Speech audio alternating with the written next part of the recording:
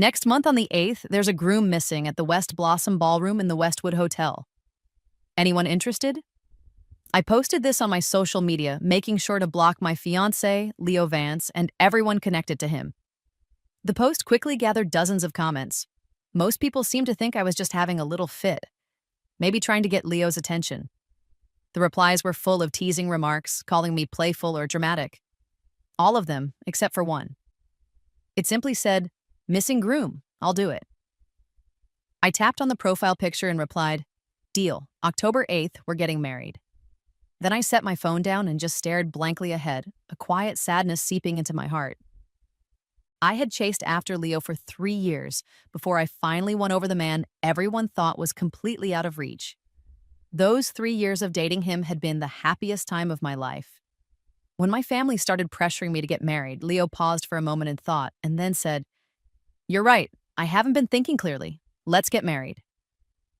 On October 8th, I was so overjoyed that I stayed up the entire night, too excited to sleep. When my best friend, Sophie, found out, she laughed and said, "Finally, you got what you always wanted." But that dream was shattered by a single phone call. Leo had agreed to pretend to be the boyfriend of his childhood friend. At first, I was shocked, then just numb. I argued with Leo for 3 straight days. The wedding was getting closer and closer, yet he was insistent on helping Mia Croft by pretending to be her partner. "You call that a small favor? Why her? Why not ask someone else? What will our friends think of me?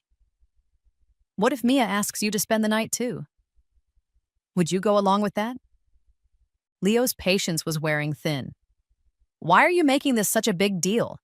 It's just pretend. Her grandfather is dying. She just needs me to show up for a little while." To him, it was no big deal. It was a simple favor. Mr. Croft had treated him well since he was a child, so granting an old man's dying wish seemed harmless. Why couldn't I understand? He tugged at his tie in frustration. I stood there silently, trying to hold myself together. I hadn't cried for 3 days, but now the tears finally started to roll down my cheeks. I was about to marry this man, and here he was, arguing with me just so he could go play someone else's boyfriend. Leo glanced at my tear-streaked face, hesitated for a moment, and reached out to comfort me.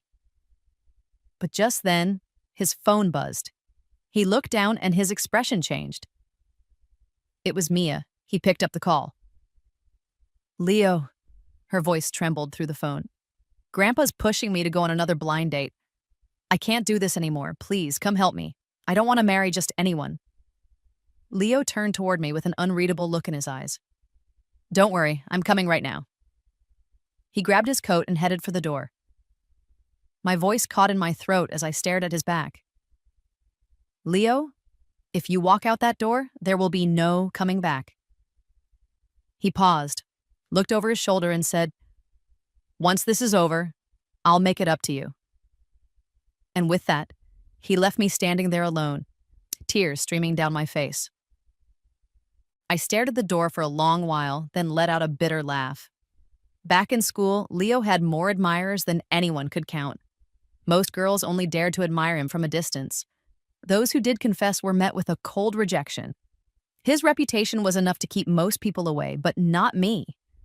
I chased after him relentlessly. Even when I was turned down, I always showed up again the next day with a smile. "I'm not looking to date right now," Leo had told me once. I looked up at him with a bright grin. "That's okay. I'll wait until you are." No one believed in me, not even my closest friends. "You've been chasing him for over 2 years," Sophie once said. "College is almost over. Give up. At this rate, your whole college life will pass without you ever having a boyfriend." But I refused to give up. I followed him everywhere. He took math as an elective, so I, a literature major, signed up too, just to be near him. I would never forget the day in our 3rd year when Leo looked at me with an unusual seriousness, gently brushed a snowflake from my shoulder and said, "Clara, let's give this a try." That try lasted for 3 years. I bent over backwards to accommodate him. I even agreed to scale down the wedding, something a girl only experiences once in her life. Leo wanted something quiet, so we settled on a small banquet hall, just a simple gathering with family. But now, I had had enough. No more waiting, no more compromising. Why should I always be the one to give in? If the groom failed me, I would simply find another. I glanced at the chat history with someone saved in my contacts as Ethan. The latest message stood alone on an empty screen. It's settled. October 8th, we're getting married. Ethan Reed and I had grown up together, childhood friends, but not exactly on the best of terms. He used to pull my pigtails, and I would tug on his ears. We bickered endlessly, much to the despair of both our families. After high school, I went to a university in the north, and he went south. We lost touch. My heart was set on Leo, and I spent years chasing him across the country. It had been 7 years since we last saw each other. The last message I had from Ethan was when I bragged about finally dating Leo. He had once mocked my pursuit and teased, "If you manage to catch him, I'll take your last name. If not, maybe I'll come rescue you myself." When I finally did get Leo, I had gleefully messaged Ethan, but he never replied. The guy who used to like all my posts stopped clicking the like button altogether. I never imagined our first conversation in 7 years would be me asking him to marry me. I stared at the unread message and laughed at myself. I must be out of my mind. He was probably laughing at me right now, too, laughing at how blind I had been, how pathetic I had become. So what if I had once caught my dream guy? The man who was supposed to become my husband had just left to play boyfriend to another woman. All it took was a single phone call. And what did the 3 years I spent chasing after him count for? Was I a fool? I took a deep breath and blinked back the tears. If Leo had gone to be someone else's boyfriend, then I no longer needed him as my groom. There were plenty of men in the world, no need to cry over one. I gathered my courage and typed one more message to Ethan. "Not joking, will you come?" I waited. No reply. I laughed quietly to myself and was about to write something to save face when my phone suddenly rang. A familiar, laid-back voice came through the line, deeper and more mature than I remembered. "Clara, if I'm going to get married, my wife had better not still be thinking about another man." My temper flared just like it used to when we fought in school. I, Claire Evans, always keep my word. If I say I'm getting married to someone new, then I won't have room in my heart for anyone else. Not after that. Why did I say after? We both understood. Just days ago, I was proudly announcing my upcoming wedding. Now, I was changing grooms. I needed time to truly move on, and I still had loose ends to untangle with Leo. 6 years of ties couldn't be cut in a single breath. There was a low chuckle on the other end of the line.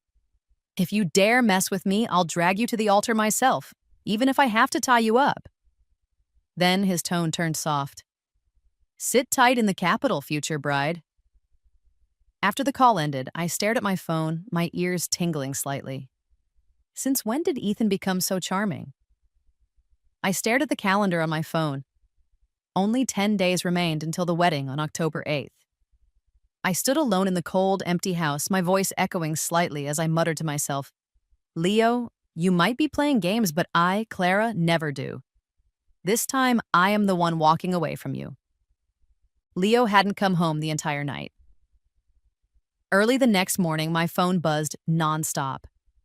When I unlocked it, I saw it was the group chat of Leo's inner circle. There were about 20 people in the group. I had only been invited in during our second year of dating, and I remembered how excited I had been, how it felt like one more step into his world. Looking back now, it was almost laughable. Mia had already been in the group long before me. Inside the chat, Mia had just shared a photo. She and Leo were wearing matching outfits, standing extremely close. Leo was looking down, buttoning his shirt, but from the angle of the photo, it looked as if he was gazing fondly at her. Mia, on the other hand, was staring dreamily at him. The group chat exploded with comments. "Wow, you two actually look great together. Such a handsome couple." The messages scrolled by rapidly, full of praise and excitement. Then, Mia sent a voice message, her voice soft and sweet. "Oh, I really had no choice. Grandpa isn't doing well and keeps begging me to settle down. He insisted I find a boyfriend, so I had to ask Leo to help me out. Everyone, could you please help me get some likes on my post?" Thank you. I clicked into Mia's social media feed. New boyfriend alert, please take good care of us, it read. The picture was the same one she had posted in the group. Leo had even liked the post. I let out a bitter laugh. So this was it. I had been two-timed, and the other woman was flaunting it right in front of me. The worst part was that everyone in the group knew I was there, and not a single person spoke up for me. Clara, how low must you have sunk for people to treat you this way? Just then, my phone rang. It was Ethan. Well, fiancé, he said with a chuckle. You sure picked up fast. So, what you said yesterday, you meant it, right? You weren't just drunk and messing with me? His tone was casual, almost lazy, but I caught a flicker of tension in his voice. I thought I might be imagining it. When I stayed silent, his tone sharpened. Well, too bad. I already told my parents. If you back out, I'm going straight to yours. I actually laughed, the sting from earlier fading a little. Oh, please, Ethan, I said lightly. What are you, 12? Still running to our parents? Relax, I keep my word. Have I ever lied to you? Relax, future husband. Just then, a door creaked open behind me. A familiar voice called out, Future husband? I quickly hung up. Turning around, I saw Leo, still wearing that same matching outfit from Mia's photo. Internally, I gave a bitter laugh, but on the surface, I remained composed. Oh, it's nothing, I said with a smile. I was just talking to myself. You're going to be my husband soon, right? I guess I'm just too happy. Now was not the time to burn bridges. Leo raised an eyebrow. He had expected a fight. Instead, I looked relaxed, even cheerful. The tension in his shoulders eased a little, but something still felt off. I was with Mia today, visiting Grandpa Croft, Leo said in a softer tone. He really is in poor health. The doctor says he may not have many days left. Please, just bear with us a little longer. He moved closer, reaching out to touch my head like he always used to. I shifted slightly, avoiding his hand. I just washed my hair, I said quickly. I don't want it to get messed up. Leo lowered his hand. He stared at his empty palm, unable to shake the feeling that something had changed. The next morning, he got up as usual, ready for breakfast before heading to the office. As he sat at the table, he glanced around and asked the housekeeper, Where is the yam and white fungus porridge? The housekeeper looked slightly uneasy. I'm sorry, sir, I don't know how to make it, and I don't really have time today with all the other things to prepare. Leo frowned. But it has always been there before. The housekeeper hesitated. Mr. Vance, did you not know? Miss Evans used to get up at 5 every morning to make it. It has to be watched closely and simmered for 3 hours or it will overflow. She always made it herself. But today Miss Evans is still asleep. Leo stared at his bowl in silence. He had never known. He only remembered how warm and comforting the porridge tasted, how his stomach had stopped acting up since he started eating it. To learn that I had been waking at dawn for 3 years to make it for him, he couldn't pretend he felt nothing. But today, for the first time in all those years, there was no porridge. Is she still angry about everything that happened, he wondered? And strangely, the thought made him feel almost reassured. If she's angry, it means she still cares. The housekeeper, watching him quietly smile despite the missing porridge, couldn't make sense of it. Me, still fast asleep upstairs, would have laughed if I had known what Leo was thinking. I wasn't angry anymore. I was simply done being the unpaid caretaker. I used to drag myself out of bed, eyes still half closed, just to protect his fragile stomach. He had never noticed. He had just eaten and moved on. Now that I had let go, I would rather get an extra hour of sleep.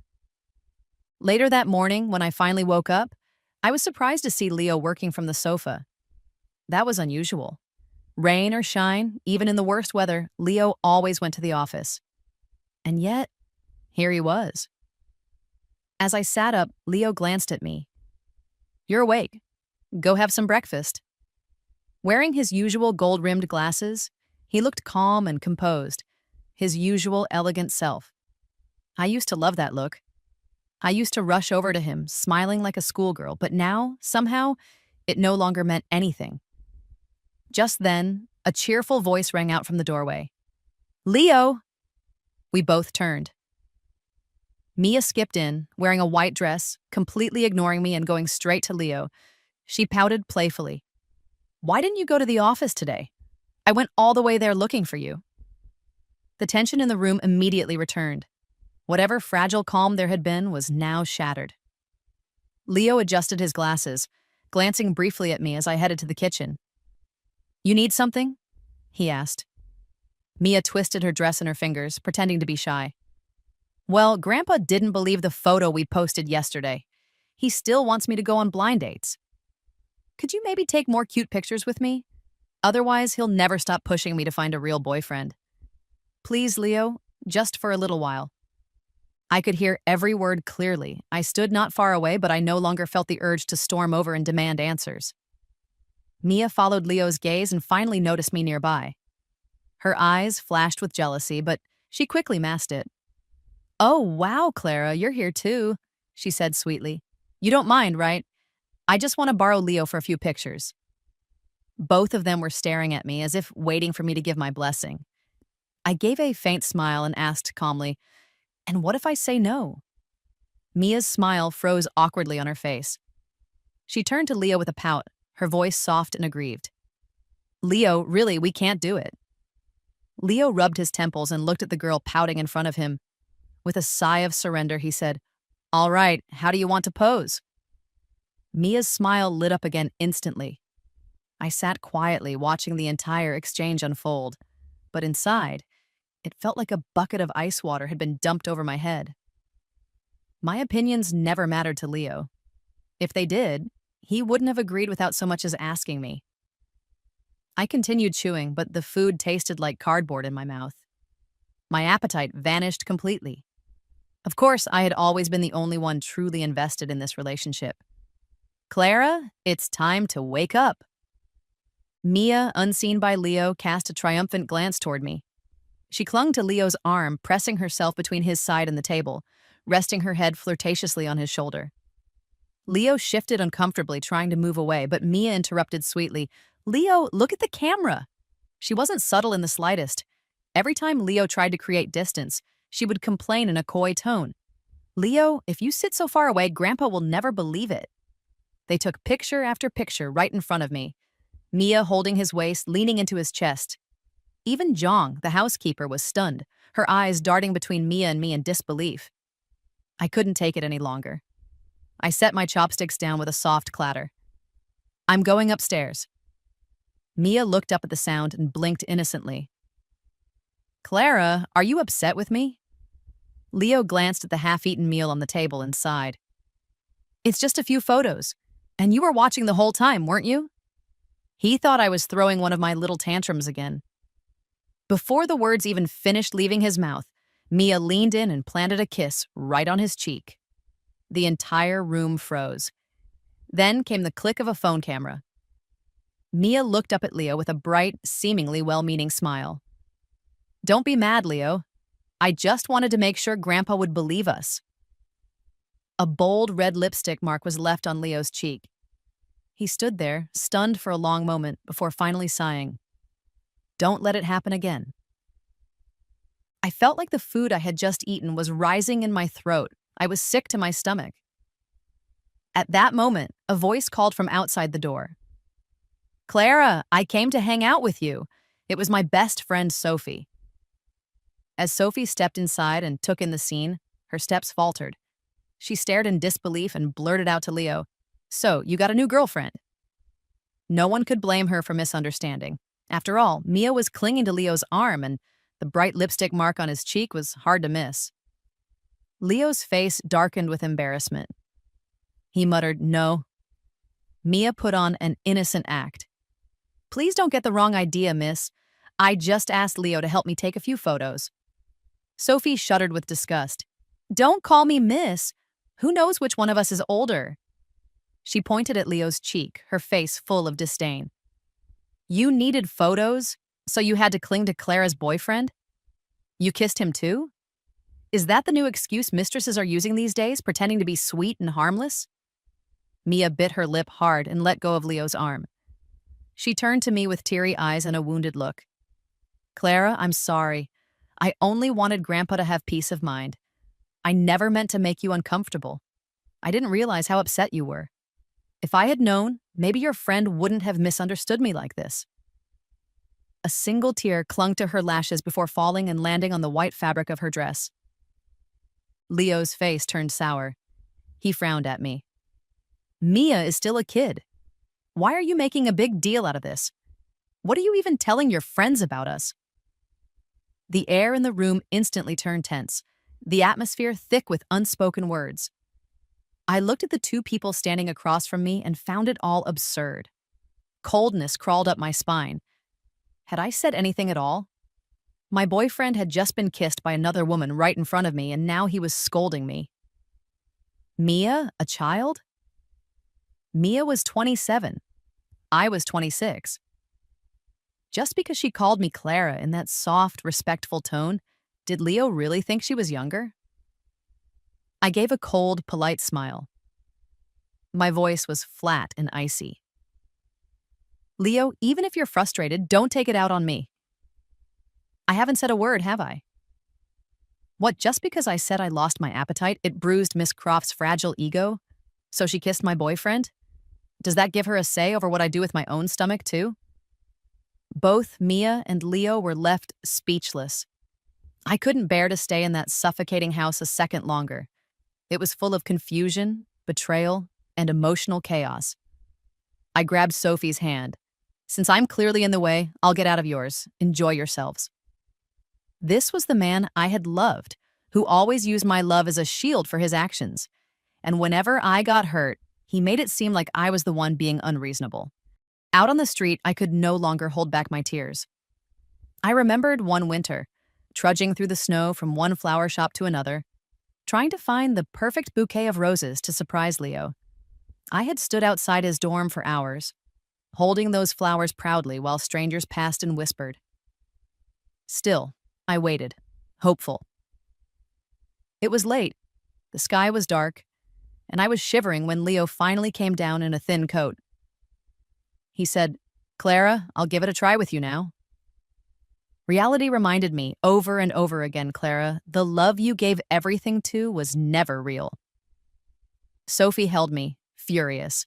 I can't believe this. Leo always looked like such a quiet guy. Turns out he's just another smooth player.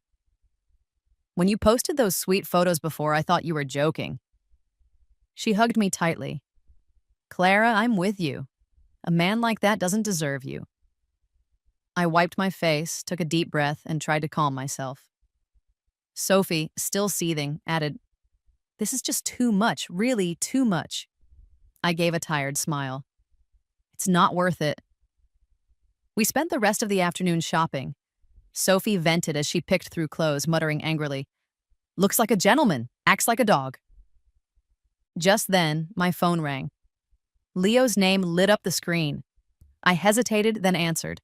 Clara, are you still upset? Leo's voice sounded weary. No, I replied, my tone distant. Tomorrow is our 6th anniversary. I booked a table at Riverview Tower, 7 o'clock. I'll come pick you up. Of course, he always did this. Whenever I got mad, he used a dinner or a small gift to make me smile again. Leo, there are only 8 days left, I said, my grip tightening on the phone. All right. After I hung up, Sophie looked at me in disbelief. You're still going to meet him? Do you still want him back? I shook my head slowly and smiled bitterly. No, I just want to see things clearly once and for all. Sometimes you need a sharp knife to cut a tangled mess. The next evening, I arrived at Riverview Tower at exactly 6:50 p.m., 7 o'clock, 7:30, 8 o'clock. The food on the table had gone cold and Leo still hadn't shown up. I sat at the table, staring at the carefully plated dishes in front of me. They looked exquisite, but cold. I let out a soft, bitter laugh. I felt like a fool again. Once more, Leo had played me, made me wait, only to disappoint. I picked up my phone and began typing a message. Don't bother coming. It's over. But before I could press send, the screen lit up with a message from Leo. Clara, I'm sorry. Mia's grandfather suddenly fell seriously ill. I had to rush to the hospital. I promise I'll make it up to you next time.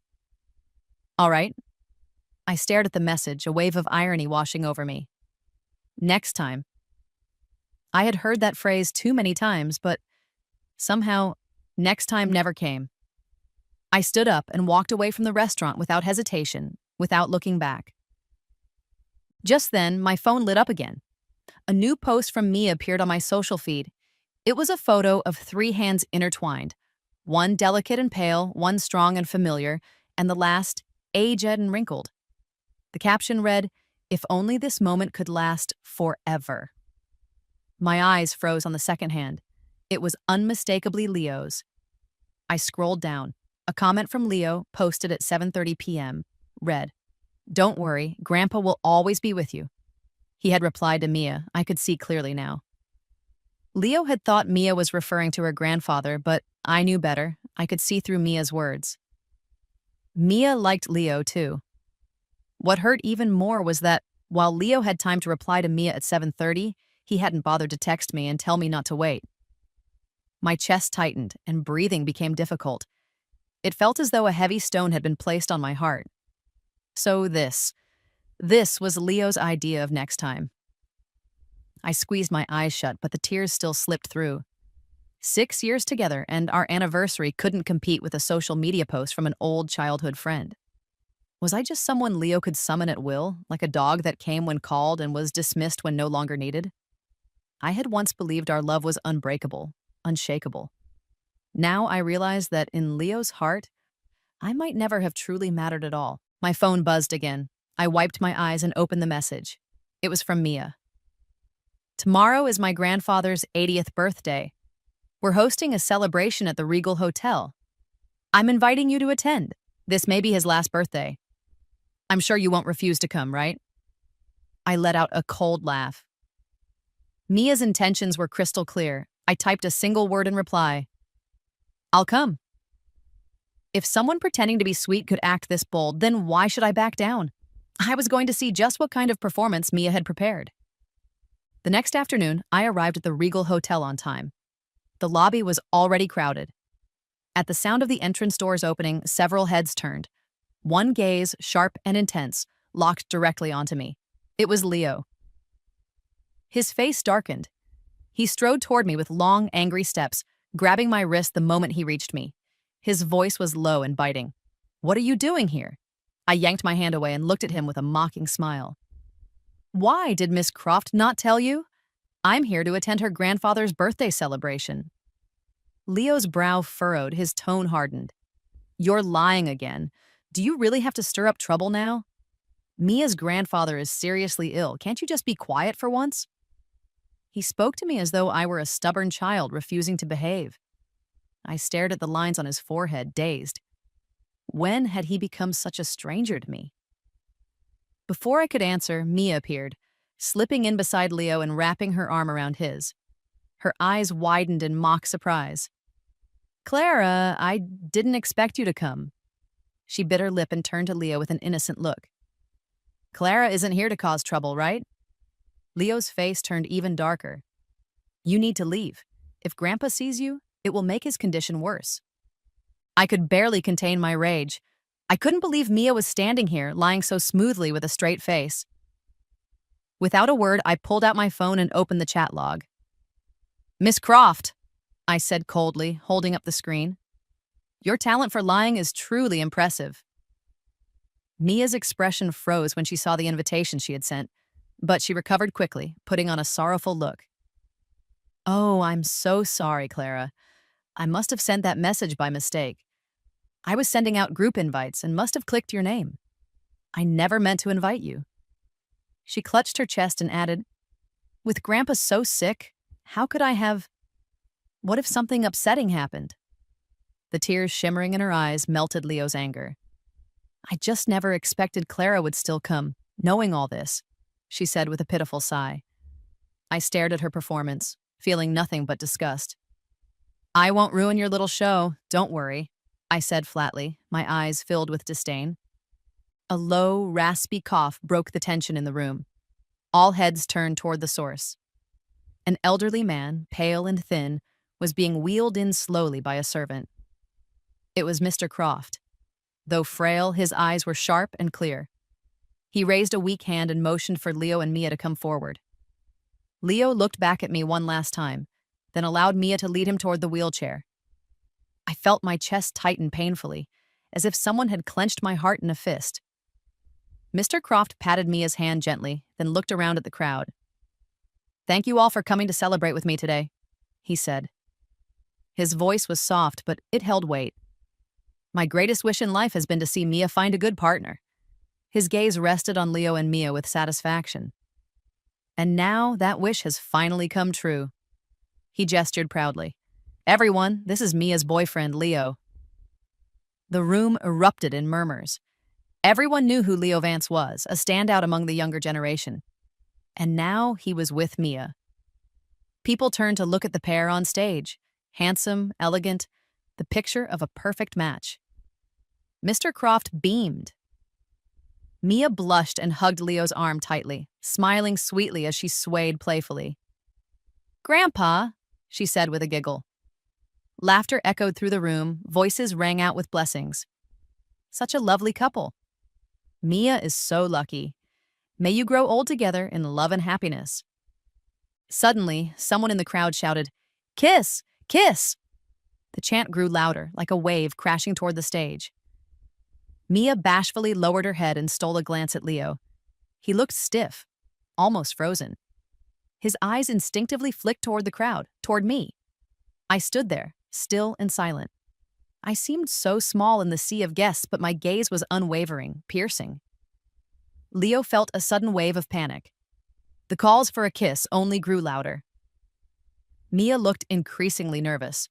She leaned closer and whispered, "Leo, this has gone too far. Can you just do this? Otherwise, Grandpa will be embarrassed." Leo turned toward her, hesitation in his eyes. Another voice chimed in, "Come on, Mr. Vance, don't be shy." Mia couldn't wait anymore. She reached up, wrapped her arms around his neck, and kissed him. Leo's eyes widened in shock, his lips slightly parted. Mia took advantage of the moment, deepening the kiss. Laughter and cheers erupted throughout the room. Mr. Croft laughed heartily, delighted. Everyone was smiling, everyone except me. I stood silently in the crowd as if I were in another world entirely. I saw the glistening strand of saliva between their lips and felt nothing. No anger, no heartbreak, just nothing. I realized at last that I no longer loved him. I gave the pair one last long look, then turned and walked away. By the time Leo looked up again, the place where I had stood was empty. His heart clenched. A sudden, inexplicable dread filled him. He started to move, but Mia clung to his arm. "Leo, the party isn't over.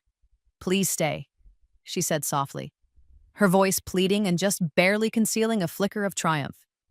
Leo looked at her, remembered Mr. Croft's frail condition, and stopped. He stayed where he was. Let Mia hold on to him. Let the guests offer their congratulations. He smiled, nodded, played his part, but his eyes kept drifting to the door, brows furrowed. Mia noticed. She bit her lip hard. "Clara!" I returned home and collapsed onto the soft couch, my tears slipping silently down my cheeks. So this is what heartbreak feels like, I thought. Even giving up can hurt this much.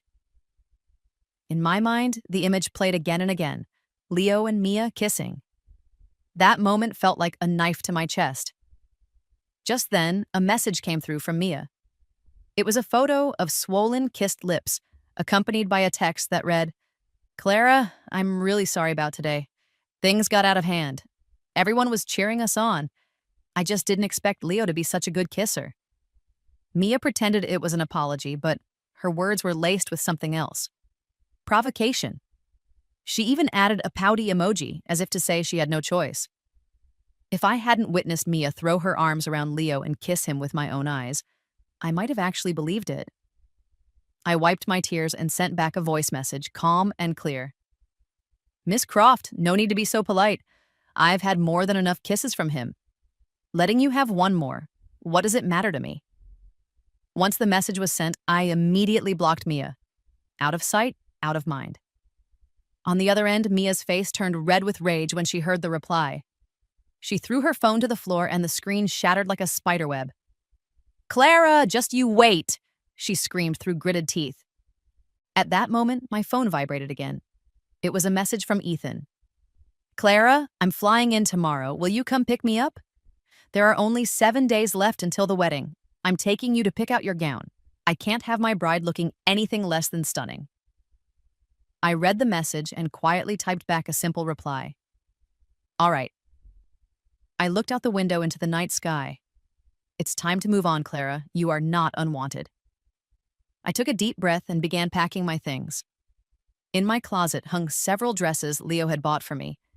Each one was in the style she loved, but not a single one was truly from him.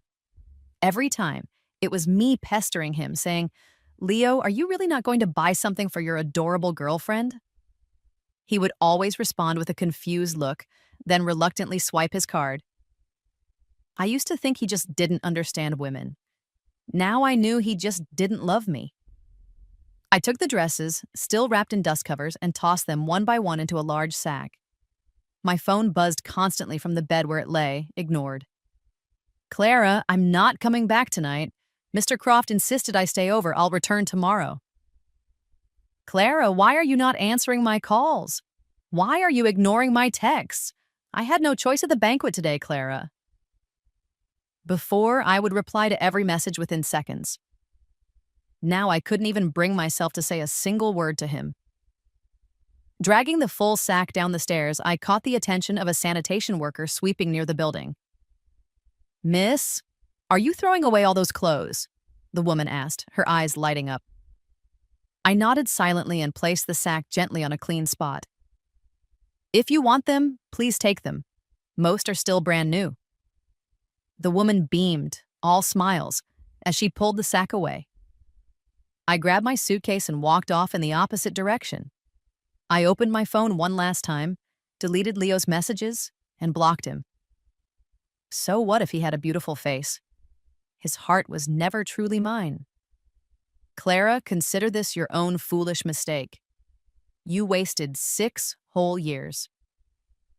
Meanwhile, Leo lay in the Croft guest room, staring at his unanswered messages. He scrolled through our old chats. I had always written like sunshine, warm, sweet, full of love. His replies had always been cold, short, clipped. Okay. Got it." In the darkness, the light from the phone cast harsh shadows on his furrowed brow. He opened my social profile, only to find everything gone. He didn't realize what it meant. He had been blocked. His frown deepened, restless, unsettled. Outside the door, Mia stood in her pajamas, gently knocking. She looked shy, lips pressed together in a demure pout. But when Leo opened the door, she feigned helplessness. "Leo," she whispered, "Grandpa asked me to keep you company tonight." Her voice was soft, trembling slightly as if she had been forced into it. Leo's frustration swelled. "Mia, we need to tell Mr. Croft the truth." My empty eyes flashed in his mind. Something was slipping away. He could feel it. "I want to end this," he said. "I was supposed to marry Clara. And now she doesn't cry or fight. She just walked away." Mia froze, her eyes filling with tears. If Leo was serious, then everything was truly over. But she wasn't ready to give up. With trembling lips, she asked, "Is Clara mad at you? Did she yell at you?" "I'll apologize after Grandpa is stable, I promise. He's too fragile for any shock right now." Leo exhaled deeply, trying to keep calm. "She said nothing. I'm the one ending it. What we're doing is not just wrong, it's a lie." His tone left no room for argument. Mia shook her head. "Then why didn't you stop me at the banquet?" Leo frowned. "I was overwhelmed. I only ever saw you as a sister."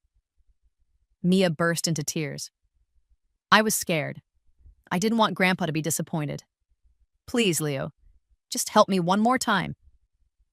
Just this once." She clung to his sleeve, pleading. "If we tell him the truth now, he won't make it through the week." Tears streamed down her cheeks, falling onto the carpet. "Have you forgotten?" she said. When you were little, you had no one. It was Grandpa who took care of you. Leo paused. Her words struck something inside him. He closed his eyes and took a long, heavy breath. Mia, this is the last time. Back in his room, his heart was in chaos. He picked up his phone and dialed my number. The voice on the line was cold and robotic. Sorry, the number you have dialed is unavailable. His heart sank. Clara must truly be furious. He quickly called his assistant. Order a custom gown from House Y. Make sure it fits Clara perfectly. It would be the first time he had ever bought me something without being asked. She would be happy. What he didn't know was that this gift, the one he finally thought to give on his own, would never reach me. The next morning, I arrived at the airport early. I stood by the arrival gate, waiting quietly. From the crowd, a tall man in a black coat and sunglasses walked toward me. His presence was sharp, cool, distant, like a stranger. I narrowed my eyes. It was Ethan, but the cheerful, sunny boy from my memory was gone. This man was someone entirely new. Ethan stopped in front of me, removed his sunglasses, and revealed a pair of deep, tired eyes. Clara, he said softly. His voice was low and a little hoarse, but when he said my name, there was a subtle joy in it.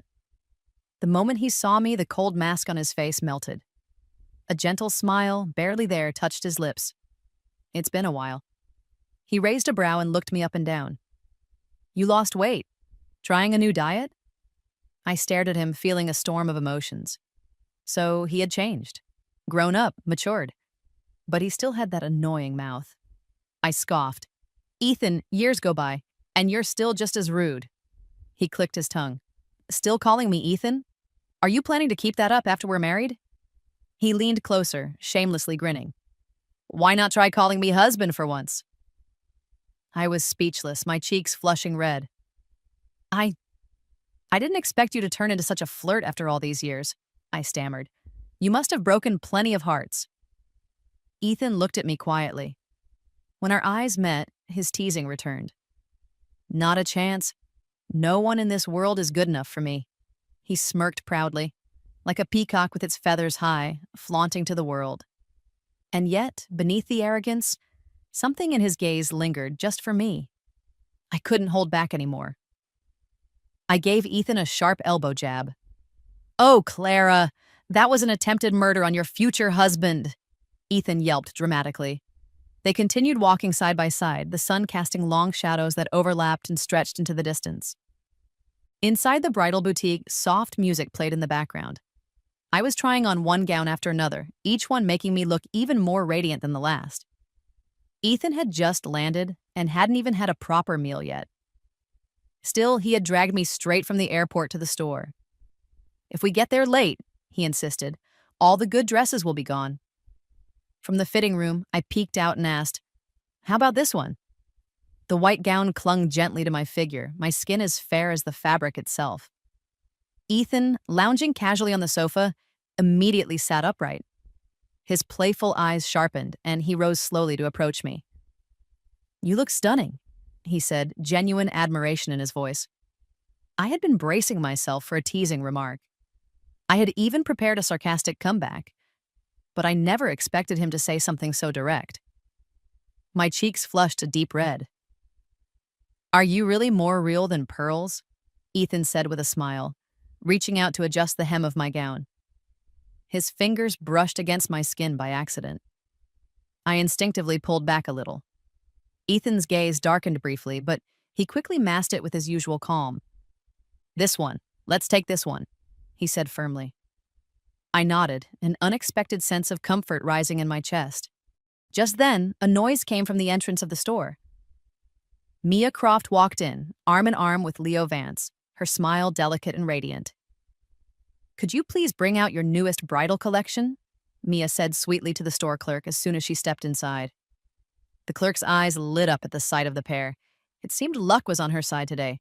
Two couples who clearly didn't care about price. She welcomed them warmly. You two make such a beautiful couple. We just received a few new designs from a top European designer.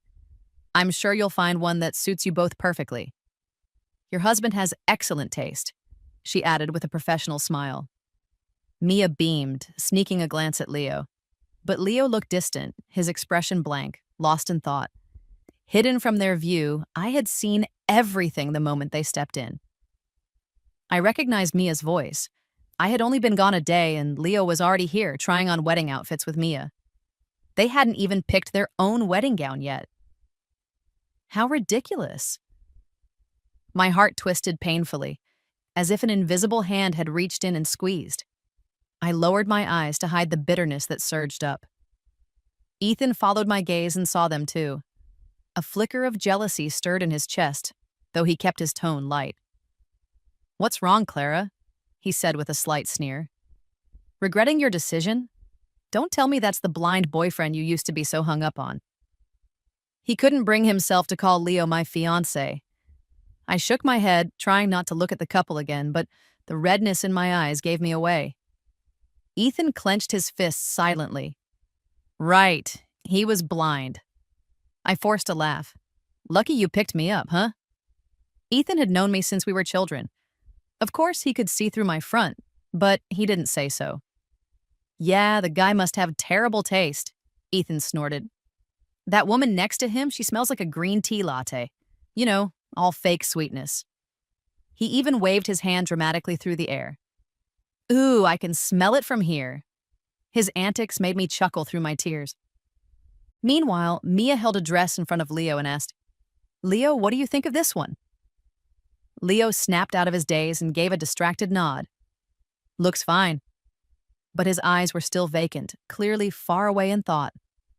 Mia's smile faltered. She knew exactly what he was thinking about. The day before, her grandfather had called both her and Leo into his room and said he wanted to see them get married before he passed. But Leo had never truly agreed to marry her. Just as he was about to confess the truth, Mia had burst into tears, clutched her grandfather's arm, and said, "Grandpa, please don't force him anymore. The wedding takes time to prepare. How about we take a bridal photo for you instead?" Her grandfather's eyes had welled with tears. He knew he didn't have much time left. "Leo," he said hoarsely, "you're not angry that I pressured you like this, are you?" Leo had been on the verge of saying something, but when he looked into the old man's eyes, the words stuck in his throat.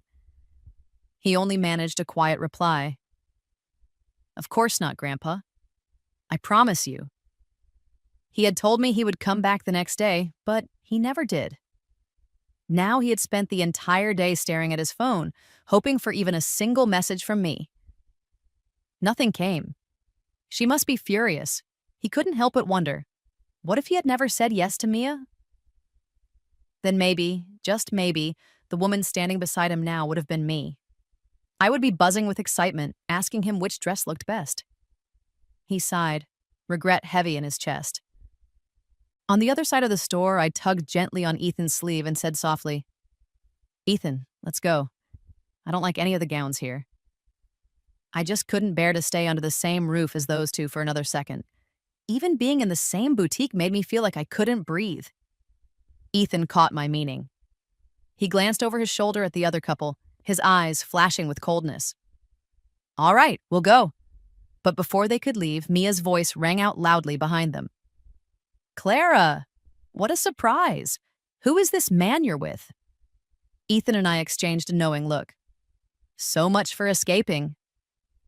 Mia sounded utterly shocked, but there was smugness behind her tone. She was enjoying every second of it. Today turned out even better than she hoped. Mia glanced at Leo, her eyes gleaming with mischief. Catching me like this, she was sure Leo would never forgive me. Feigning innocence, Mia asked sweetly, "Leo, isn't that Clara? I thought she was engaged to you. Why is she here picking out dresses with someone else?"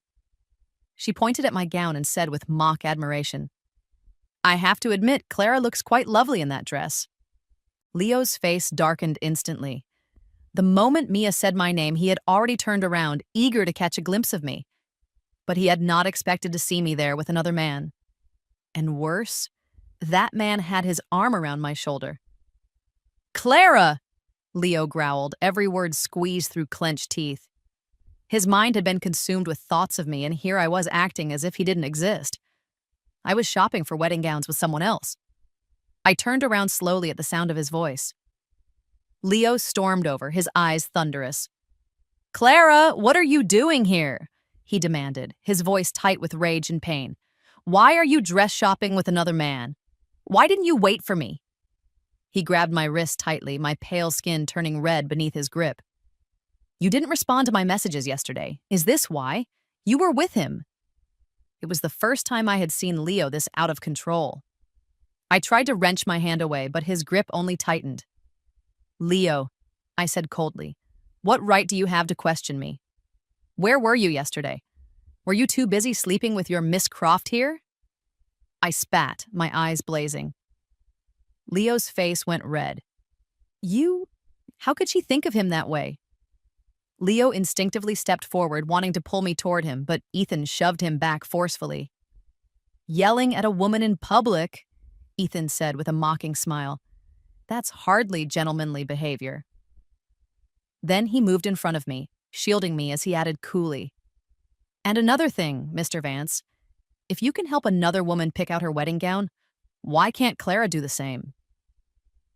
Though his tone was casual, it held a sharp edge.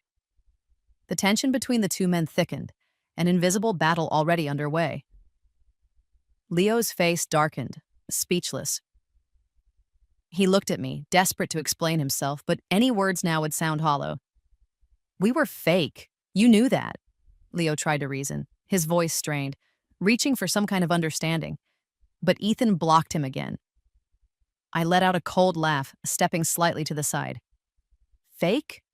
A fake relationship means kissing in public, does it?" I said, my eyes burning with disappointment. "And I suppose it was also fake when you picked out wedding dresses together."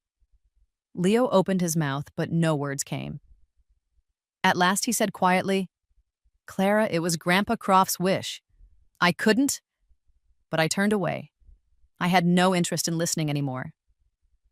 "Leo, I don't want to believe in you anymore." His pupils contracted. "Clara," he called out, his voice rising in panic. He moved as if to follow me, but Mia clung to his arm. "Leo," she said softly, her eyes red with unshed tears. "Grandpa, he really wants to see us get married." Her voice trembled. She clutched the sleeve of Leo's coat, as if trying to hold on to more than just fabric. Leo watched helplessly as I walked away, his feet stayed planted to the floor. Mia noticed the way his eyes followed me, and her heart burned with jealousy. She lowered her gaze to hide the hatred that flickered beneath her sweet expression. "Clara, why does he care so much about you? I knew him first. I was there before you." Later that evening, beneath the soft glow of crystal chandeliers, I sat in a quiet restaurant, chewing my steak mechanically. It tasted like cardboard. Ethan watched me force a smile, and something in his chest ached. "Clara," he said gently, brushing a loose strand of hair from my forehead. "He's not worth it. A man like that is not worth your tears." I mustered a smile. "I'm fine." But the sorrow in my eyes betrayed me. Just as the server brought the final course, a too familiar voice chimed in cheerily. "Clara, what a coincidence! You're eating here too." Mia appeared, clinging to Leo's arm, smiling sweetly like a girl who had stumbled upon an old friend. Could the timing be any worse? My grip on my knife and fork tightened. I said nothing. Mia went on without waiting for an invitation. "Since we're all here, why not eat together?" She pulled out a chair across from me and sat down as if she belonged there. Leo followed, his face cold and unreadable. He glanced at Ethan, his expression filled with unspoken hostility. Ethan returned the glare without hesitation. Once again, silent tension crept across the table. Mia chirped, "Leo, the foie gras here is amazing. You have to try it." She placed a piece on his plate with a delicate gesture. But Leo didn't even look at it. He picked up the piece of foie gras and dropped it onto my plate. "Eat more," he said flatly, though a subtle softness slipped into his voice. If this had been the old me, I would have been stunned with happiness. Leo never served anyone food. But now, I only felt sick, disgusting. That foie gras had been placed by Mia. Leo passed it straight to my plate as if I were just a bin for his scraps. My stomach turned. Everything I had just eaten threatened to come back up. Mia's smile faltered for the first time. Her eyes flashed with resentment as she stared at the foie gras now sitting in my plate. Not to be outdone, Mia picked up another piece and offered it again. "Leo, you need to eat too," she said sweetly. Leo frowned. He glanced at my expression, then at Mia's hopeful face. Reluctantly, he took a bite.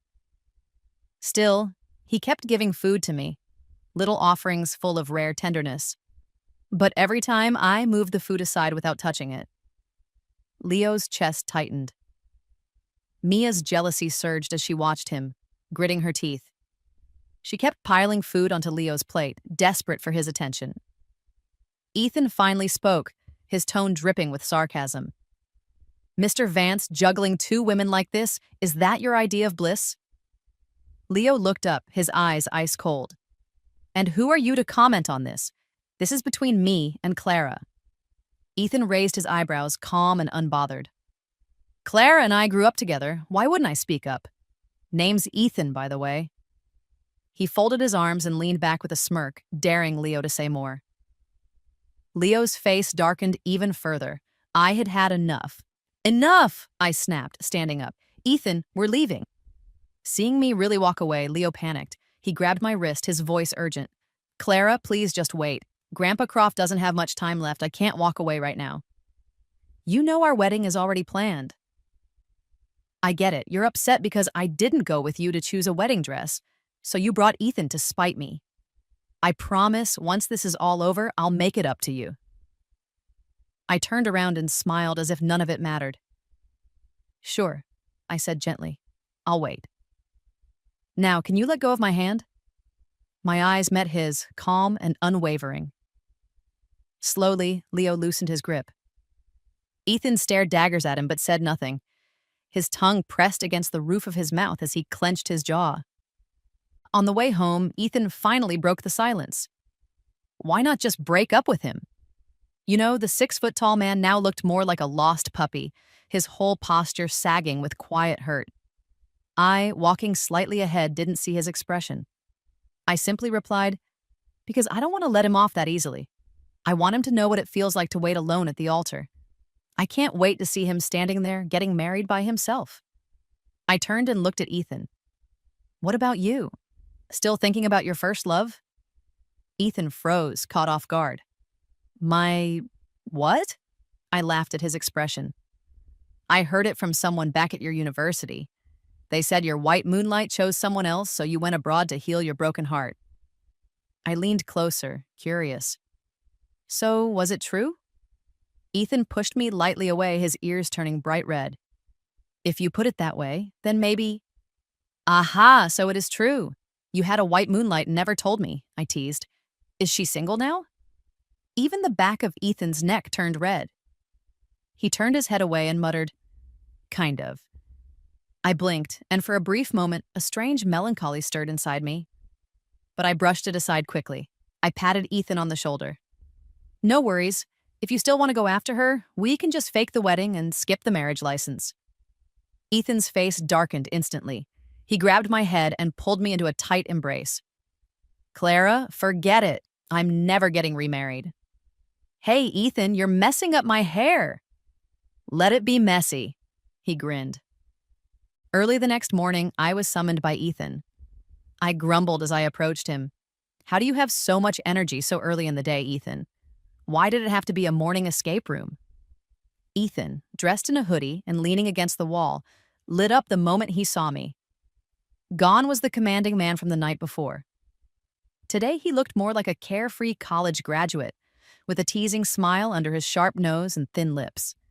He said, "Wasn't it you who always used to say in college that you wanted to try an escape room? Now that I finally agreed to come with you, you're complaining." Hearing that, my memory drifted back to my college days. Escape rooms had just become a big trend. I had begged Leo to go with me, but he had refused. He had said, "That kind of childish game? I don't have time for that." Disappointed, I had complained to Ethan, who was studying far away in the South at the time, about having no one to go with. Now, years later, standing here with my childhood friend, his playful tone and familiar smirk, I realized he had remembered my words all this time. My heart was quietly moved. Not far away, Mia took in the scene from behind her coffee cup. She had only come out to grab a drink, but unexpectedly found something far more interesting. She immediately pulled out her phone and called Leo. "Leo, can you come with me to an escape room today?" she asked sweetly. At the Vance Corporation office, Leo rubbed his temples and replied, "I'm swamped today. I don't have time." Just as he was about to hang up, Mia added, almost too casually, "Oh, I just saw Clara with that guy from yesterday. They're headed into an escape room together." She paused before continuing, "But since you're busy, forget I said anything." "Where?" Leo asked sharply. After she gave him the location, the line went dead with a cold click. Mia nearly broke her manicured nail with how tightly she clenched her phone. Why was it that Leo only reacted when it involved Clara?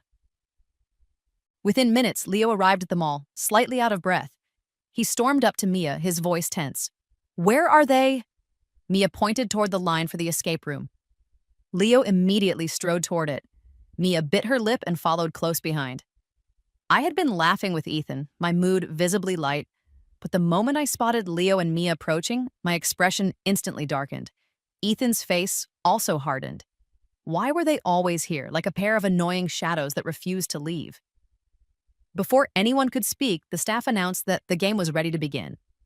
All four of us awkwardly and silently ended up grouped into one team.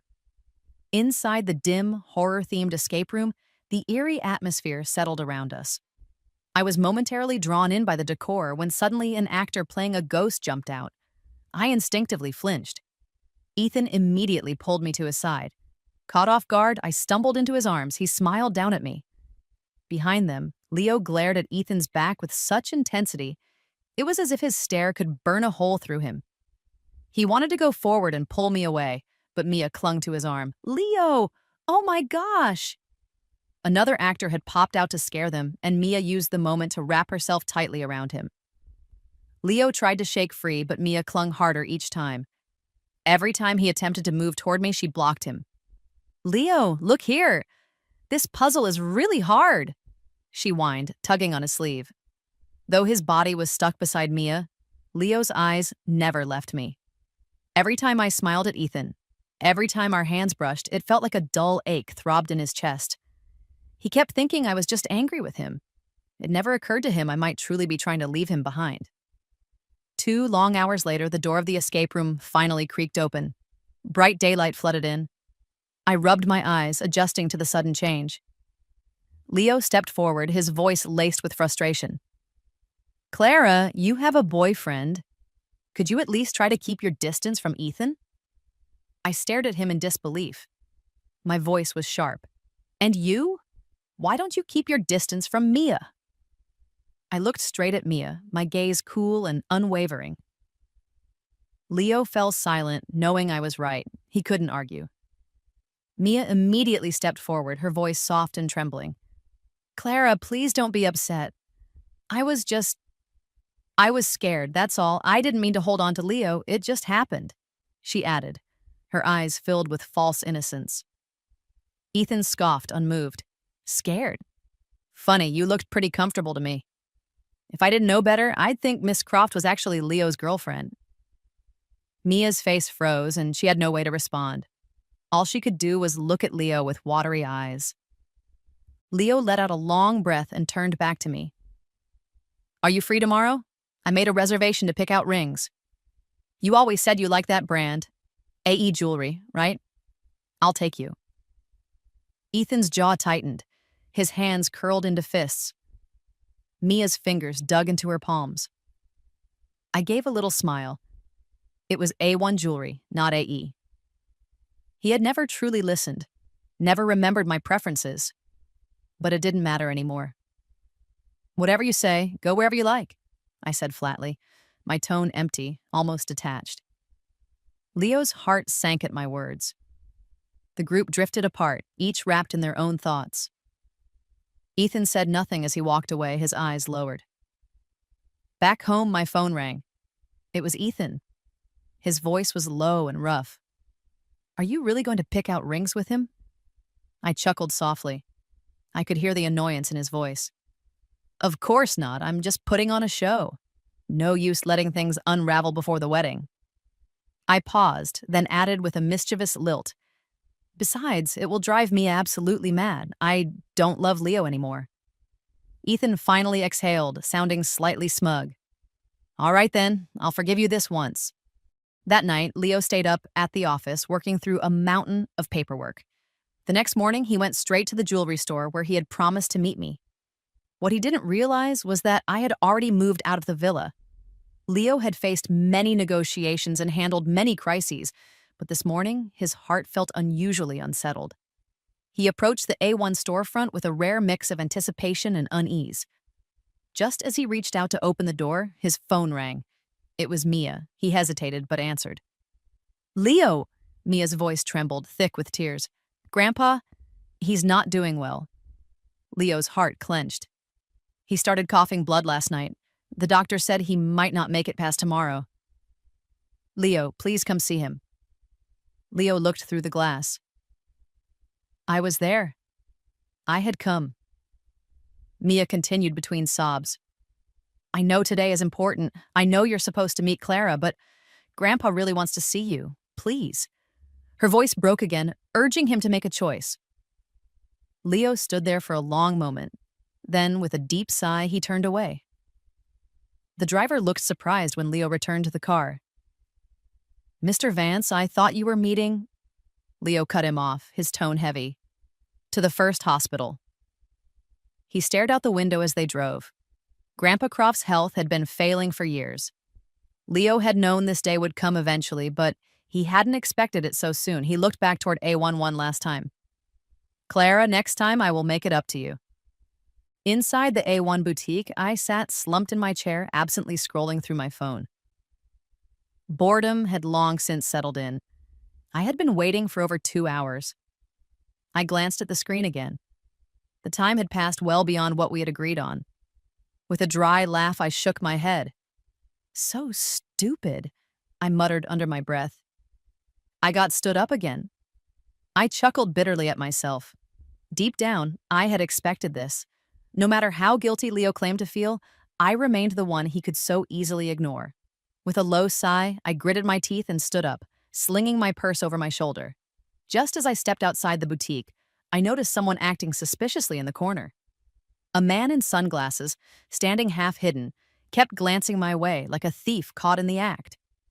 When he realized I had seen him, he turned abruptly and pretended to look away as though nothing had happened. But Ethan, hiding behind a nearby pillar, quickly turned back around when he heard no footsteps. There I was, standing right behind him. He jumped, startled, taking a full step back. I crossed my arms and said flatly, "What are you doing here?" Even with the sunglasses, I had recognized him instantly. Did he really think those glasses would fool me? Ethan pulled them off with an awkward smile. I was just passing by, he said, clearly uneasy. Got a little thirsty. Thought I'd get some milk tea. He held up the cup in his hand as if it proved his story. I stared at him without responding. Under my gaze, Ethan began shifting on his feet, visibly uncomfortable. Did he not show up? Ethan asked cautiously, trying to peek behind me. I let out a dry laugh. That was answer enough. Seeing my expression, Ethan's lips curled up in a small, involuntary smile, which he quickly tried to suppress. He cleared his throat. Well, since he's not here, how about we go together? We're getting married in 3 days, and we still haven't picked out rings. Meanwhile, at the hospital, Leo rushed through the corridor, his heart pounding. The doctor pulled down his surgical mask and looked grim.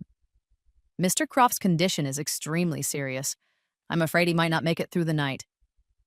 The words hit Leo like a thunderclap. He hadn't expected this, not really. On the way to the hospital, he had convinced himself that Mia had exaggerated, but the doctor's expression left no room for doubt. His legs gave out slightly and he stumbled back, catching himself against the wall. And yet, beneath the panic, Leo also felt something else. Relief. Once Mr. Croft passed, he would no longer be obligated to Mia. He could finally be free to marry me. Leo's thoughts were torn twisted between guilt and hope. Inside the room, Mia sat by her grandfather's bed, crying softly. "Grandpa, please don't leave me." Mr. Croft, pale and frail, lifted a trembling hand and gently stroked her hair. "Mia, all I ever wanted was to see you happy." When he saw Leo enter, his cloudy eyes lit up for a moment, like a man seeing his last source of strength. With great effort, he turned to Leo and whispered, "Leo, will you take care of Mia for the rest of your life?" Leo froze, unable to respond. Mr. Croft reached for his hand, gripping it tightly, his eyes filled with hope. This old man, who had cared for Leo when his own family failed him, now placed his final wish in his hands. Leo opened his mouth, trying to say no, but the words caught in his throat. He had only meant to pretend, just a temporary act. He couldn't truly marry Mia. His expression turned stern, his lips pressed into a hard line. Mr. Croft's gaze darkened. "Leo, you're not willing?" Mia's tears flowed faster. "Grandpa, don't say that," she cried, turning anxiously to Leo. "Leo will agree. He will." Her voice trembled, her eyes pleading to Leo. She was the girl he had grown up with, and Mr. Croft, the man who had been like a father to him. He swallowed his protest again and again, the words rising in his throat only to fall away. Mia, panicking, quickly typed on her phone and showed him a message. "Leo, please just help me this one last time. I don't want Grandpa to die with regrets. After he's gone, we'll get divorced, I promise." Leo finally closed his eyes. "I will marry Mia," he said quietly. "You have my word, Mr. Croft." The very next morning, Mia dragged Leo to the marriage office. She explained it was because Grandpa was too ill to wait, but inside she was nearly bursting with glee. Leo, on the other hand, seemed completely upset. Even when they took their marriage photo, the staff joked, "Sir, could you please look more in love? You look like a statue. Move a little closer to your wife." Mia's smile faltered, her cheeks flushed, but when she finally held the red marriage certificate in her hands, it felt almost unreal. She had wanted Leo since the day she learned he had a girlfriend. Jealousy had consumed her. Why should that woman Clara get him? But now, she was Mrs. Vance. All her careful planning had paid off. She thought of the medicine bottle in Grandpa's study, her eyes glinting coldly. If gaining Leo required some sacrifices, she would make them. Mia snapped a photo of the marriage certificates and posted them online with the caption, "Finally married to my Mr. Vance." Sophie was scrolling when she saw the post. She rubbed her eyes, convinced she was seeing things. Then she quickly screenshotted it and sent it to me. "Clara, look! Mia and Leo got married." I was in the middle of trying on wedding gowns when the message came. Ethan sat nearby on the couch, gently turning the velvet ring box in his hands and chuckling to himself. I opened the message, glanced at the screenshot, and smiled faintly. So this was Mia's big move, a spoiled heiress whose entire life revolved around a man. I snorted. "Perfect match, a scumbag and a snake," I said coolly, tossing the phone aside. I turned my full attention to the gowns. Who Leo married had nothing to do with me anymore. Mr. Croft saw their marriage certificate and finally smiled in peace. He gripped Mia's hand and said in a weak voice, "Now I can rest easy." And then he closed his eyes for the last time. The Croft family was consumed by sorrow. Leo, holding back his own emotions, helped arrange the funeral. After all, this man had been more of a grandfather to him than his own flesh and blood. In the end, he had honored Mr. Croft's final wish. But after the burial, Leo approached Mia. "Mia, let's go file for divorce." Mia's face went pale, her eyes filled with tears instantly. "Leo, how can you say that now?" she choked. "Grandpa just passed, and you're already thinking about divorce." She grabbed his sleeve tightly. Leo hesitated, but then he thought of me and his voice turned cold. "Mia, I married you only to fulfill Mr. Croft's dying wish. Now that he's gone, there's no reason for us to stay together." His tone was firm. There was no warmth. Mia sobbed harder. "Please, Leo, don't treat me like this. Grandpa is barely buried and you want a divorce? What will people say about me?" She clung to him desperately. Leo felt the weight of her gaze and grew impatient. Had she not promised they would divorce after the funeral? Mia, you know why I agreed to this. Don't play games with me. In 2 days, I'm marrying Clara. I can't wait for the 7-day mourning period. His voice left no room for negotiation. Mia stared at him, her heart burning with fury. Clara again. She wanted her gone. Her hands clenched so tightly her knuckles turned white, but her voice remained sweet and submissive. All right, Leo. I'll do as you say. Leo arrived at the civil registry office with Mia. The clerk, following routine procedure, asked the reason for their divorce. Both Leo and Mia responded calmly. Irreconcilable differences. The clerk typed for a moment, then looked up and said, according to current regulations, there's a 30-day cooling-off period before the divorce can be finalized. Please return after 30 days to complete the process. Leo froze. He had not expected that. Even divorce now required a waiting period. His brows furrowed tightly, irritation creeping into his chest. Mia, standing beside him, allowed the corners of her lips to curl ever so slightly. She had known all along. Leo stumbled back into the villa. As he pushed open the door, a wave of cold emptiness met him. He had imagined returning home to tell me that everything was settled, that our future was finally clear. But now, he didn't even know how to begin explaining. He climbed the stairs slowly, the silence inside so complete that even the drop of a pin might echo. His heart sank. The house was hollow, lifeless. Mrs. Yong? Leo called out, but no one answered. He made his way to my room and pushed the door open. The room was empty. The wardrobe stood wide open, completely bare. My clothes were gone. Leo's heart clenched. A heavy dread rose in his chest. He rushed downstairs and found Mrs. Jong, the housekeeper. His voice trembled as he asked, Mrs. Jong, where is Clara? The housekeeper looked at him with a puzzled expression. Miss Evans, she said. She had already broken up with you. She left a few days ago. Her tone held a trace of sympathy, but her eyes carried judgment. In her mind, Leo was nothing but a heartless man who had stayed away for days. What was there to miss about a man like that? Leo stood there as if struck by lightning. Broken up? She left. She actually left. He fumbled for his phone, quickly dialing my number, but the call didn't go through. He had been blocked. He tried messaging me, only to discover the same. Blocked on every app. The composure Leo once prided himself on was shattered. He grabbed the keys from the sofa and rushed out the door. He had to find me. He would find me. Clara loved him.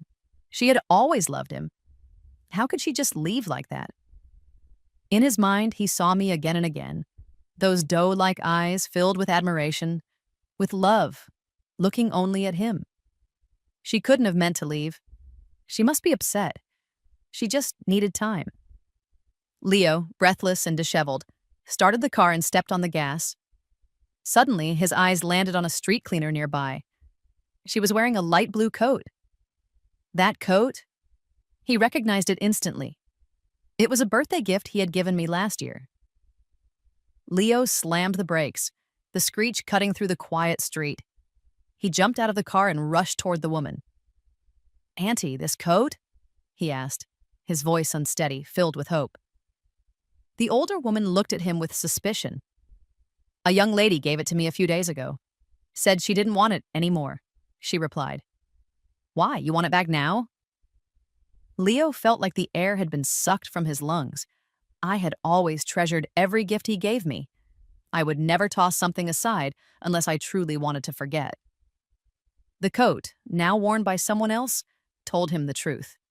There was no point pretending anymore. Suddenly, he recalled the image of me trying on wedding gowns with Ethan. His hands shook. He borrowed Mrs. Jong's phone and dialed my number. The line connected. At the sound of my voice, his heart skipped. Mrs. Jong? I asked. Leo's voice cracked. Clara? When I realized it was him, my tone turned cold. What do you want? Leo flinched at my detached response. Even Mrs. Jong now held more weight than he did in my life. "Why did you leave?" he asked, his voice low, defeated. "The wedding is in 2 days. You and we were supposed to get married." He had always seen me as his future wife, even if he never fully acknowledged his feelings. But he couldn't accept me walking away after 6 years. There was a pause, then came my laugh, short and sharp. "A wedding? Leo, are you joking?" Leo gripped the phone tighter. "What do you mean?" "What do I mean?" My voice dripped with sarcasm. "Leo, have you forgotten that you're already married?" Leo froze. How did she find out? He had told no one. His face darkened. It had to be Mia. "Clara, listen. My marriage to Mia, it's not real. Not real? But the marriage certificate is, isn't it?" I cut him off. "Leo, stop treating me like a fool." Leo felt as though something was crushing his chest. He could hardly breathe. "Clara, I know what I did was wrong, but I had no other choice. I love you. It has always been you." I laughed coldly. "Love me? Leo, your love comes so cheap." His throat tightened. Words failed him. "I'll see how you behave on the day of the wedding," I said flatly. Then I ended the call. Leo stood frozen, holding the phone, my voice still echoing in his ears. See how he behaves. Did that mean... Was there still a chance she might forgive him? A flicker of hope rose in his chest. He would do whatever it took. He had to win me back. But far away, I stared at my phone with a sneer. "Leo, you turned me into a joke," I muttered. "Now it's your turn to be laughed at." On the wedding day, Leo arrived early at the venue. Everything was perfectly prepared, all for me. But as the hours passed, his unease grew. By noon, I had still not appeared. Only Leo's relatives and friends had arrived, none from my side. He could feel the chill spreading in his chest. Guests began whispering. "Did you hear? Leo suddenly announced this wedding, but I just saw news that he married Mia." "Yes, I saw the photos online. The marriage certificate was real." 4 hours have passed. What if the bride has run away? The murmurs, though hushed, still reached Leo's ears. He stood there, shoulders tense, jaw tight. In a far corner, Mia sat silently watching him. Her heart burned with jealousy. Her carefully chosen dress was now wrinkled from her clenched fists. She scrolled through her phone, distracted, until a new post from Sophie caught her attention. A photo. Me, dressed in a radiant white gown, my face glowing with happiness. Standing beside me was Ethan, smiling down at me. I looked at the camera with warmth, and Ethan gazed at me with uncontainable joy. Sophie's caption read, "Shiwa Banquet, witnessing my best friend's happiness." Shiwa Banquet? That was right next door. Clara had married someone else. Mia's expression of resentment vanished instantly, replaced by a burst of uncontrollable laughter. Meanwhile, Leo was still anxiously scanning the doorway. "Leo," Mia called sweetly as she hurried over to him, pretending to be alarmed. "Look, it's Clara," she said, handing him her phone. The moment Leo heard my name, he snatched the phone from her hands. One glance at the screen, and it felt like a bolt of lightning had struck him. His grip loosened, and the phone slipped to the ground with a dull thud. His vision blurred. He nearly collapsed. Mia quickly caught him, using the moment to lean closer, pressing gently against his side. "West Blossom Ballroom. Ethan," he muttered, fire flashing in his eyes. With a sudden surge of energy, Leo shoved Mia aside and ran toward the neighboring hall. "Leo!" Mia gasped and chased after him, panic rising. She had never imagined he would actually go. Leo had always been obsessed with saving face. Even when he wanted something as a child like candy, he would pretend not to care just to keep his pride. And now, for me, he was willing to throw away that pride. Mia clenched her teeth and ran after him. Inside the hall, my wedding was in full swing. I stood radiant beneath a canopy of lights, draped in white like a dream. Ethan stared at me, momentarily lost in awe. Down in the crowd, Mrs. Reed covered her eyes. "Oh, this foolish son of mine. He really has no shame," she muttered. Beside her, Mrs. Evans wiped at the corner of her eye, half in disbelief. I truly never thought my daughter would end up marrying the boy next door." The two women exchanged glances. Mrs. Evans leaned over and asked, "I thought your son had a girl he liked years ago. When did these two suddenly fall for each other?" She remembered being shocked when Ethan suddenly declared he wanted to marry her daughter. Back then, she had even thought to herself that marrying the boy next door wouldn't be so bad. Familiar family close to home. But I had dismissed the idea, saying Ethan already liked someone else, so she had let it go. Mrs. Reed's eyes widened. "You really didn't know? My son has been hung up on your daughter since high school." Mrs. Evans blinked. "Wait, what?" "Oh yes, there was this one time in school when another boy confessed to Clara. Ethan was so upset he skipped dinner, and when he heard Clara was dating someone in college, he was devastated. Said he was going to move abroad to get over her. And now look, he's made something of himself, running that cultural company overseas.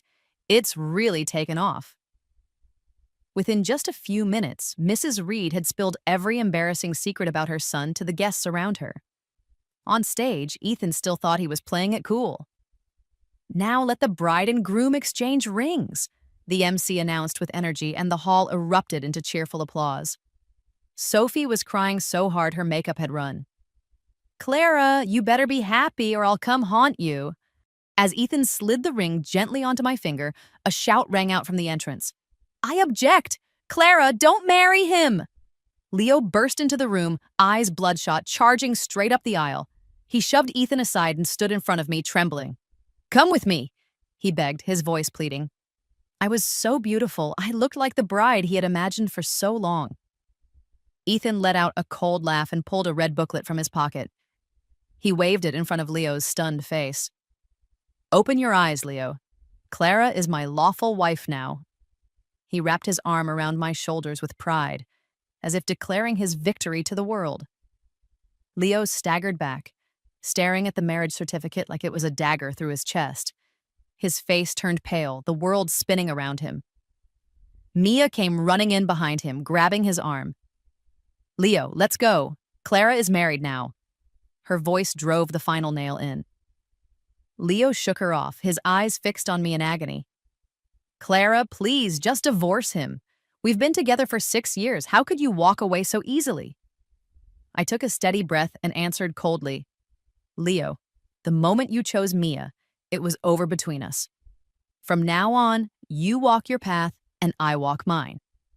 There was no hesitation in my voice, no trace of regret. Ethan, seeing Leo still lingering like a shadow, erupted in anger. "Security! Get him out of here! What kind of man crashes a wedding to beg a bride for a divorce?" Several broad-shouldered security guards rushed in and forcibly removed Leo from the hall. Guests whispered behind their hands, some pointing, others shaking their heads. Leo was thrown out of the hotel like a stray dog, left to stand under the glaring sun with nothing but regret. Ethan finally relaxed when he disappeared from view. He turned back to me and puffed up his cheeks. "You better not cheat on me, Mrs. Reed." I rolled my eyes. "Watch your mouth. My parents are right there." Why did it feel like Ethan had gotten sillier since we signed the papers? Later that night, Leo sat alone, drowning himself in hard liquor, glass after glass. Mia sat beside him, her eyes filled with worry. "Leo, please don't do this to yourself." Leo suddenly looked up, his eyes fierce. "If it weren't for you, Clara would never have left me." He let out a hollow laugh. He had been so close to marrying me. How had it all gone so wrong? My words echoed in his mind. The moment you chose Mia, it was over. If he hadn't agreed to pretend to be Mia's boyfriend, maybe none of this would have happened. He blamed Mia. He needed someone to blame. But what he failed to realize was, if he hadn't agreed, no one could have forced him. Back at the Croft family estate, a heavy silence hung over the room. In Mr. Croft's study, a distant relative was quietly sorting through the old man's belongings. Since Mia's parents had passed in a plane crash years ago, she was all that was left. Everyone tried to help however they could. As the relative sorted through the drawers, her hand stopped on a small pill bottle. When she read the label, her face turned pale. This This isn't heart medication at all. She worked in the medical field, and this drug had nothing to do with treating heart conditions. It was a coagulant. Anyone close to Mr. Croft knew that at his age, he should never have been taking that kind of medication. In fact, it would have made his condition worse. Her hands trembling, she grabbed the bottle and rushed out to find Mia, who was still sitting with Leo near the West Blossom Ballroom. "Mia, come here. Look at this. I think someone switched Grandpa's pills." Mia took the bottle, her face drained of color. She forced a smile. I don't know anything about this. I kept his medicine in the study. I never touched it." But the woman was growing increasingly alarmed. "Mia, this is serious. Someone could have tampered with it while you weren't looking." Mia's heart pounded. Her mind was in chaos. I really don't know," she stammered, shaking her head. Unbeknownst to her, Leo had overheard everything. He sat nearby, listening silently, his eyes narrowing. A seed of doubt had been planted in his mind. After that day, Leo began quietly investigating the cause of Grandpa Croft's death. He contacted the old man's primary doctor, asking detailed questions about his condition and medication. He even requested the hospital's surveillance footage and painstakingly reviewed it, frame by frame. Eventually, he found what he was looking for. The footage clearly showed that on the night before Grandpa Croft passed away, Mia had secretly entered his hospital room. In her hand was a small bottle, the very same bottle that had been switched. Leo's heart sank. He could hardly believe it. Mia, of all people. She had done this to her own grandfather. His thoughts were a storm of disbelief. He had long felt something was off about the timing of Croft's death. The old man had been sick for a while, yes, but his passing came so suddenly, just as Leo was preparing to marry me. Now, the truth was staring him in the face. But what he couldn't accept was the why. Why would Mia harm her grandfather? Leo realized then he had never truly seen Mia for who she was. He saved all the evidence and went to confront her. "Mia," Leo asked sharply, "why did you switch Grandpa's medication?" Mia's face lit up at first when she saw him approaching. She clearly thought he had come to her willingly. But Leo's words struck her like a thunderclap. Mia's eyes darted, unable to meet his. I didn't." "You're still lying to me," Leo said coldly. "There's footage. Everything was recorded." Mia trembled as tears spilled down her cheeks. I just wanted Grandpa to live a little longer." "A little longer?" Leo's voice cracked with fury. "Do you even realize the medication you gave him would speed up his death?" He was furious, and more than that, deeply disappointed. Even now, she was still trying to lie. Mia sobbed, grabbing tightly at his arm. "I didn't know it would end like this. I swear, Leo, please, you have to believe me." But Leo had heard enough. "If you won't tell the truth, then you can explain it to the authorities." The moment the words left his mouth, the door opened, and several police officers stepped inside. Mia froze. She had not expected this. Leo had actually called the police on her. "No, Leo, please," she cried, clinging to his sleeve like a drowning woman grabbing the last piece of driftwood. "I'm part of the Croft family. If the public sees me taken away like this, what will they think?" Her fingers dug into his coat. Her knuckles went white from the pressure. Her entire body trembled with fear. She was terrified now, truly terrified. She couldn't allow such a stain on her reputation. Leo looked down at her without emotion. "I gave you a chance, Mia, but you let me down." He gently pulled his arm from her grasp, his voice cold and final. Mia crumpled to the floor, her tears blurring everything. No, why?" she cried hysterically. "Why would you believe some surveillance video over me?" Leo's eyes narrowed. "The evidence is right in front of us," he said calmly. "Don't tell me you didn't know the consequences of that medicine." He stopped short. He couldn't bring himself to say the rest, that Croft had died at the hands of his own granddaughter. The officers began to escort Mia out. Something inside her snapped.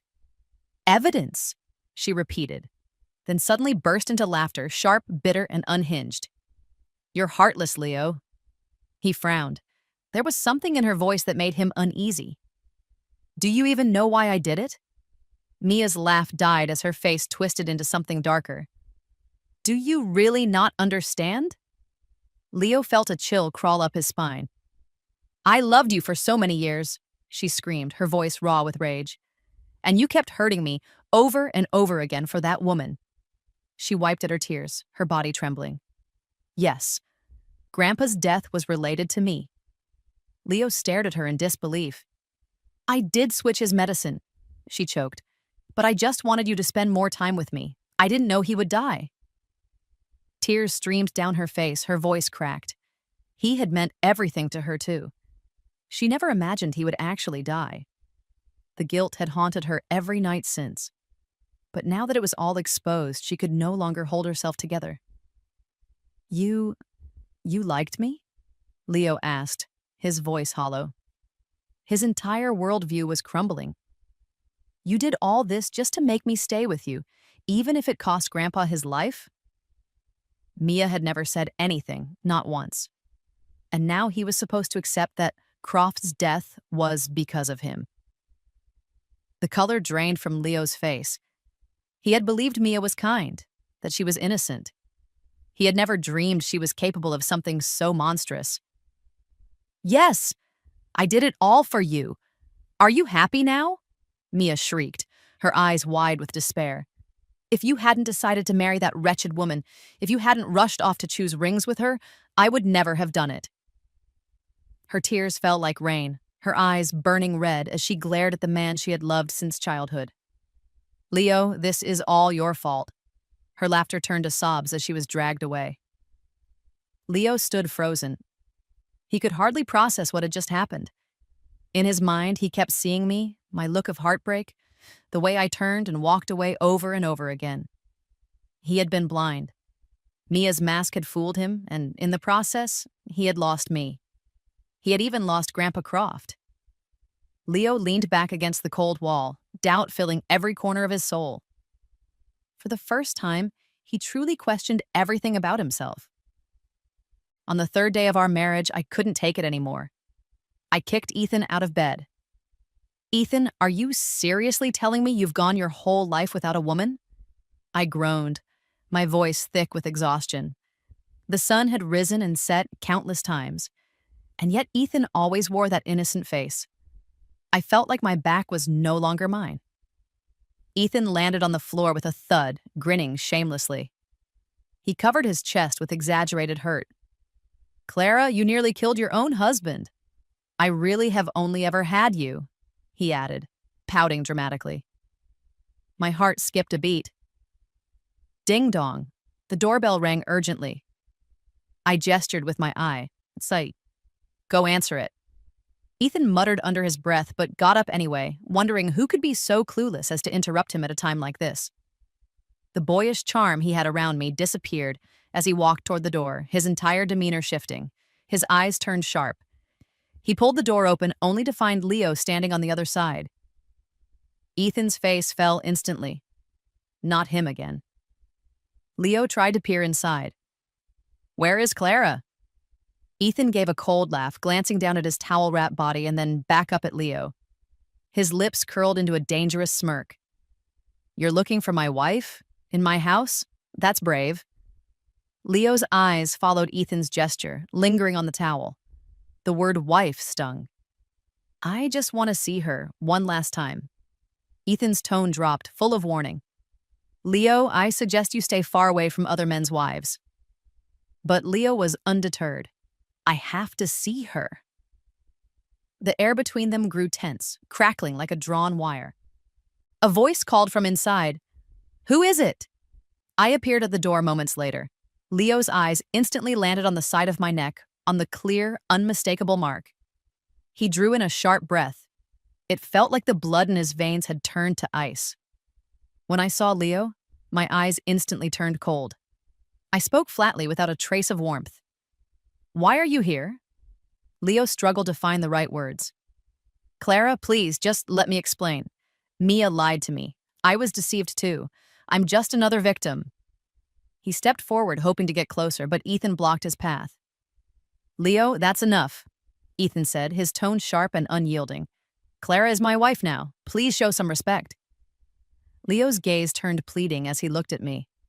Clara, I'm begging you. Come with me. Let me explain everything. The once powerful CEO of the Vance Corporation now stood before me like a broken man, stripped of pride and purpose. I stared at him, my voice devoid of emotion. Leo, do you still not understand? I left you not because of Mia. Leo looked confused. Then why? I crossed my arms, my gaze steady and cold. Because you abandoned me, over and over again for other women. Because you never truly valued me, Leo. What we had ended a long time ago. Whatever happened, Mia or not, this was always how it was going to end. You brought this on yourself. Each word was like a blade, slicing into Leo's heart without mercy. He staggered back a step, his face pale as snow. Clara, that's not true. Leo tried to say more, but I didn't look at him again. I turned around and shut the door firmly behind me. My voice drifted faintly through the door. Leo, I hope you never come back. We are truly over. The heavy sound of the door slamming shut was like the final toll of a bell, marking the end of everything between them. Leo stood frozen at my doorstep, completely drained. Only now did he realize he had lost me for good. He slowly sank to the ground, burying his face in his hands, and wept in silence. Behind cold steel bars, Mia sat with disheveled hair and empty eyes. She looked up at the two police officers before her. I have already told you everything.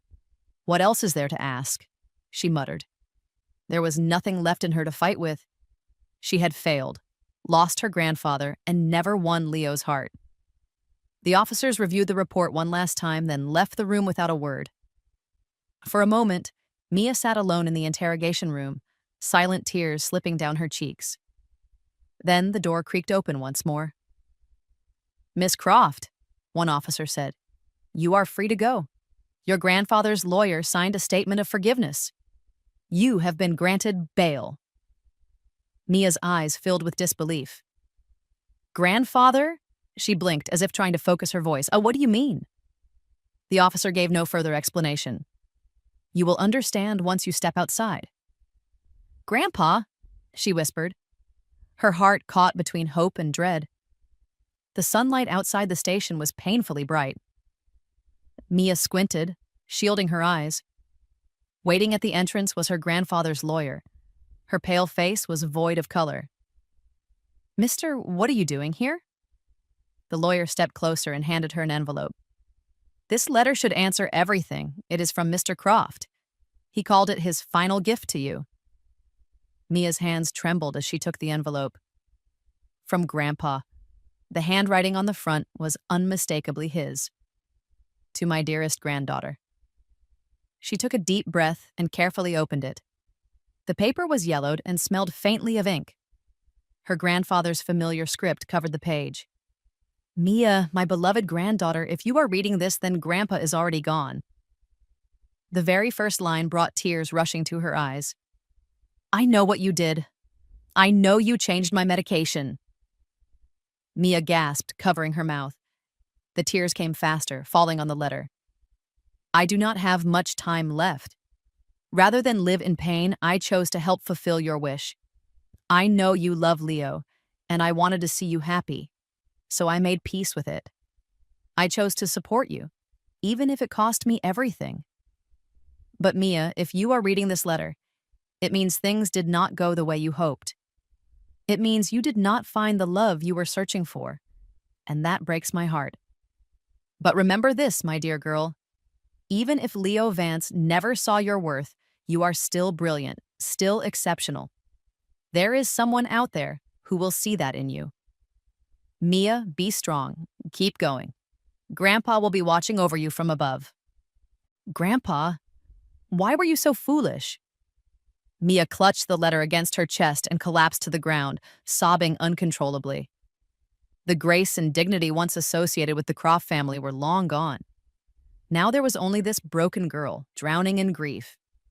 She finally understood just how foolish she had been. She had hurt the one person who loved her most. all for the sake of a man who never truly cared. Her heart ached with guilt, regret, and sorrow.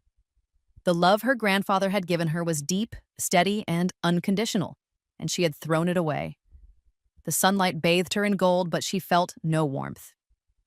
Mia, do not regret it. Keep moving forward. Grandpa does not blame you. Those were his final words to her, and they would remain the most painful words she would carry for the rest of her life. He tugged irritably at his tie. Dad, Grandma says you liked Mom for a long time. Is that true? Asked a tiny voice. Little Reed clung to his father's long legs, his big black eyes blinking with curiosity. I raised an eyebrow at Ethan, curious to hear how he would answer. I had heard this story from Ethan's mother long ago, but Ethan always refused to admit it. Caught under the watchful gaze of both his son and wife, Ethan cleared his throat, his ears turning a little red. No, of course not. Your grandma talks too much, he said, trying to play it off. Little Reed blinked again. Well, if you don't love Mom, then tonight I'll sleep with her. I love her. And since you don't, you can't sleep with her. Ethan was stunned. Where did you learn to say that, you little rascal? Behind him, I was laughing so hard my eyes disappeared into a smile. Farther away, Leo stood alone in the shadows, watching the little family. He stood there for a long time before quietly turning away. At a quiet cemetery, a woman stood alone, holding an umbrella under the pouring rain. Grandpa, I came to see you, Mia whispered. I'm sorry, she said every year at his grave. I have taken the Croft Company International. Grandpa, are you watching?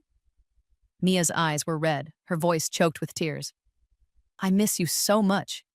Can you visit me in a dream, just once? I want to say sorry in person. She knelt before the gravestone, her shoulders shaking with sobs. But no one reached out to comfort her this time. No one stroked her head and told her it was going to be all right.